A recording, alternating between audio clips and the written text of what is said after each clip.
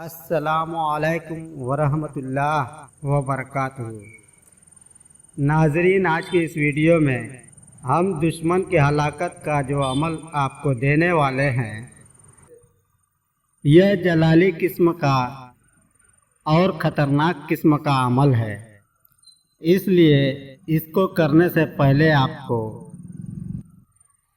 अपनी सेफ्टी के लिए कुछ न कुछ इंतज़ाम कर लेना चाहिए।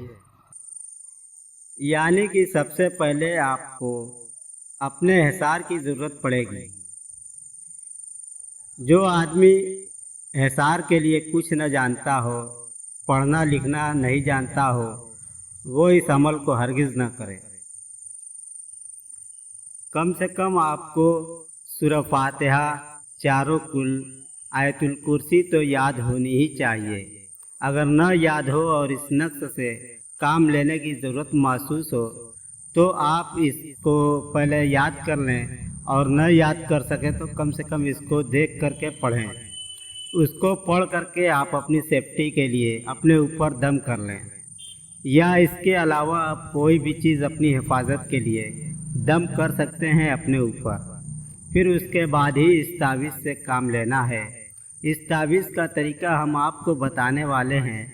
उससे पहले अगर आप हमारा वीडियो पहली बार देख रहे हो तो चैनल को ज़रूर सब्सक्राइब कर लें, ताकि आइंदा का अपलोड वीडियो आप तक आसानी से पहुंचे। और हमारे चैनल में बहुत सारे रूहानी वीडियोज़ आपको मिलेंगे। अगर इस लाइन से आपको दिलचस्पी हो तो आप प्ले लिस्ट से उसे भी देख सकते हैं। अब हम आपको इस अमल के तरकीब तरीके बताते हैं। इस तावीज़ को लिखने के लिए आपको शनिचर या मंगल का दिन होना ज़रूरी है, और तावीज़ को लिखने के लिए आपको नील का इस्तेमाल करना होगा, ब्लू स्याही का इस्तेमाल करना होगा। एक सफ़ेद कागज़ पर यह नक्श लिख करके तैयार करें, और इसके लिखने की कोई ख़ास तरकीब नहीं है। बस इसमें यही है कि आप जो बीच में खाने देख रहे हैं, पहले उस खाने को आप पुर करें, और उसके बाद जो उसके अगल बगल खाने हैं उसको आप भरें। यही इसकी तरकीब है। फिर जब यह नक्श आपका मुकम्मल हो जाए तो आप एक नींबू, कद्दू, बैगन या कोई भी सब्ज़ी आप ले सकते हैं। सबसे अच्छा नींबू है। नींबू को थोड़ा सा चाकू से चीर लें और फिर उसमें ये तावीज़ डाल दें, और तावीज़ डालने के बाद उसको किसी काले या लाल कपड़े में बांध लें।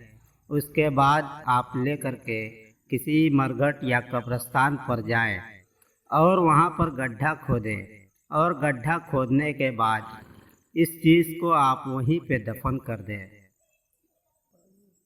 लेकिन आपको एक बात ये याद रखनी चाहिए कि दफन करके पलटते वक्त पीछे मुड़ करके आपको हरगिज़ नहीं देखना है। चाहे आपको कोई भी बुलाए, किसी भी तरह की कोई भी आवाज़ आपको आती सुनाई दे तो आप हरगिज़ पलट करके न देखें और सीधा वापस चले आएँ